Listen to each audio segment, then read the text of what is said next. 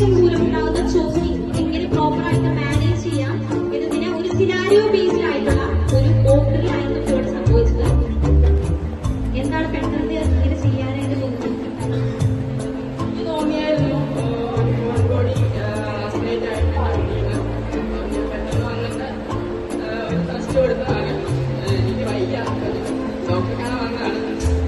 പെട്ടെന്ന് തോന്നിയ ഒരു ഐഡിയയാണ്. പിന്നെ പിള്ളേരുള്ളതാണ് അവര് ഏറ്റെടുത്തത്.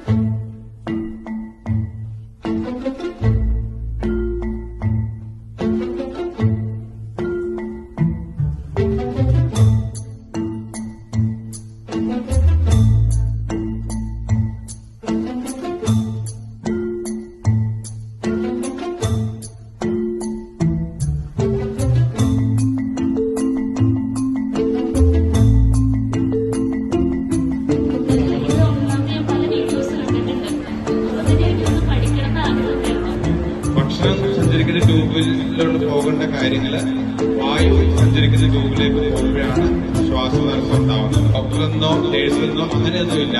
ഏതൊരു ഈ പ്രൊസീജിയർ ചെയ്യാൻ ശരിച്ചിപ്പോയ ആളുകളെ രക്ഷിക്കാനുള്ള പ്രൊസീജിയർ ഇപ്പൊ നമ്മുടെ ചേച്ചിയുടെ പേര് മറന്നുപോയി, മീനു ചേച്ചി വന്ന് ചെയ്ത പോലെ ഏതൊരാൾക്കും അതിന് മെഡിക്കൽ ഫീൽഡുമായി ബന്ധപ്പെട്ട ആളോ അങ്ങനെ ഒന്നുമില്ല.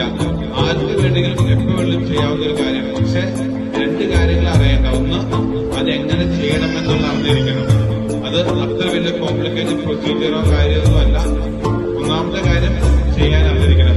രണ്ടാമത്തെ കാര്യമാണ് ചെയ്യാനുള്ള മനസ്സ് വേണമെന്നുള്ളത്. ഈ പ്രോഗ്രാം ഇവിടെ കോർഡിനേറ്റ് ചെയ്ത നഴ്സിംഗ് കോളേജിലെ സ്റ്റുഡൻസിനും ടീച്ചേഴ്സിനും മാനേജ്മെന്റിനും ഹോസ്പിറ്റലിനും ഹൃദയത്തിന്റെ ഭാഷയിൽ നന്ദി രേഖപ്പെടുത്തുന്നു.